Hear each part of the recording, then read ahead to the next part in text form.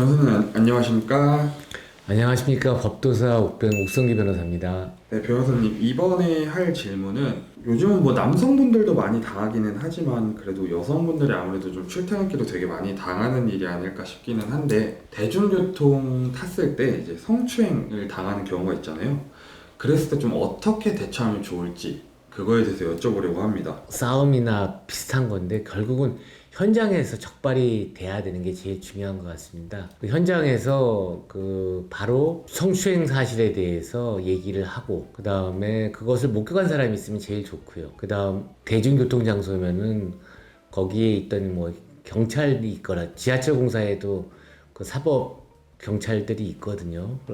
그런 경우 해서 바로 신고를 해가지고 개인 핸드폰 같은 거를 확보한다든가 해가지고 대부분 이렇게 그런 공개된 장소에서 그런 범행을 저지른 사람들은 대부분 상습범들이 많거든요. 그래가지고 그 사람이 갖고 있는 핸드폰 같은 것도 중요한 증거 자료가 될 것 같고, 그러니까 첫 번째는 현장에서 이를 적발하고 신속하게 신고하고 그 증거를 확보할 수 있는 목격자 내지는 그 사람이 갖고 있는 핸드폰 등을 이미 제출 등의 형식으로 해서 받는 게 중요한 것 같습니다.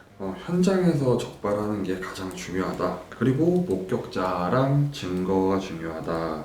뭐 은근슬쩍 터치하고 이러는 거는 사실 그럼 좀 잡기가 되게 힘든 편이겠네요. 네, 그렇죠. 그리고 요새같이 코로나 사태에서는 더욱더 그런 일은 없지 않을까 생각도 듭니다. 워낙 근데 강남역이나 이런 데 보면은 러시아워에서는 그런 일들이 아무리 코로나 사태라 하더라도 그러한 접촉이 있을 수 있고, 그러한 접촉 과정에서 은밀하게 이루어지는 경우에는 적발하기는 쉽지는 않겠지만 이를 목격하는 사람이 있거나 아니면 본인이 바로 신고를 하면은 그 문제는 적발은 가능할 것입니다. 예.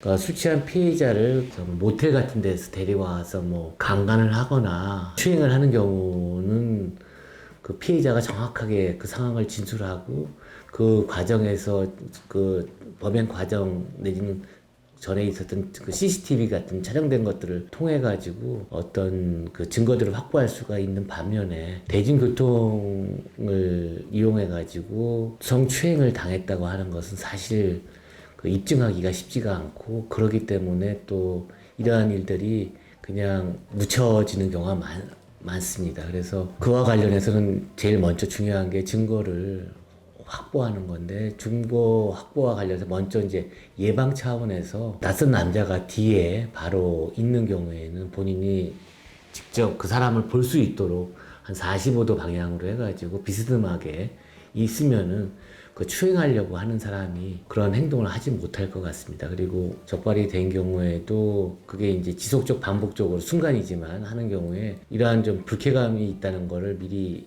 얘기를 하고, 또 그 주위에 있는 사람들한테 이런 거를 미리 좀 노티스할 수 있는, 알릴 수 있는 그런 분위기를 만들고, 그 상태에서 이제 왜 그러시냐고 문제를 제기하고, 그러고 신속하게 신고를 한다면은 본인이 당한 그 피해에 대해서 충분히 처벌할 수 있는 조치가 될 것 같습니다. 이런 또 시청자들이 다 잘 보고 대처를 최대한 잘 하셨으면 좋겠네요. 좀 어려운 질문인 것 같습니다. 그래도. 네, 변호사님 오늘도 답변 감사합니다. 감사합니다. 법도사 옥성기 변호사였습니다.